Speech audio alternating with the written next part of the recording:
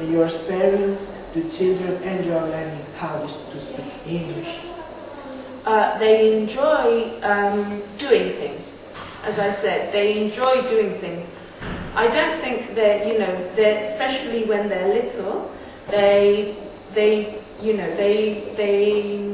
don't realize they're learning a language, you know, because it's like when you learnt Gallego, or what's your mother tongue, Gallego or Spanish? Gallego.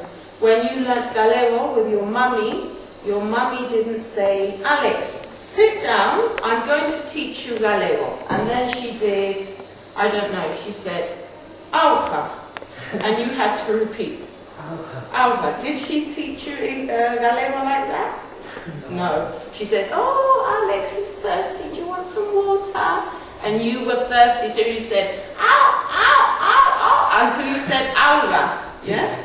So you learnt it through the practice, through the use. And this is the same thing. The children have needs, and I try to create needs, so they have to use English, and create interesting activities, interesting context for them to have the need, the want to speak. But they don't really like, you know, learning English. They're children, you know, they like doing things. Yes. Our last question. Last question? Yes. Oh. Could you tell us any special method related with this topic? With the children learning? Yes. Well, there are loads, aren't there? There are loads. Survival method. One. Yeah. Like, related to what kind of thing?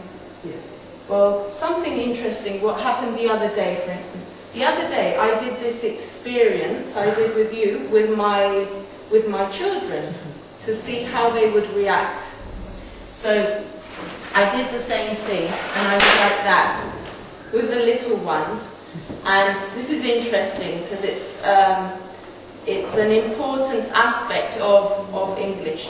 And the year 3, who are 8 and 9, they understood it pretty well, but they were, oh, why don't you speak Spanish? Or why don't you speak English? Why don't you speak English?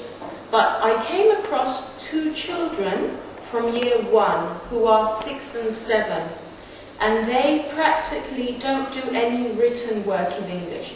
So they are learning to read and write in Gallego and in Spanish. So I showed them this, and they were, said, ello. They said, ello. That's a problem. Yeah? No, it's normal, because they are learning the rules to read Gallego and Spanish. So in Gallego and Spanish, this says ello. Yeah?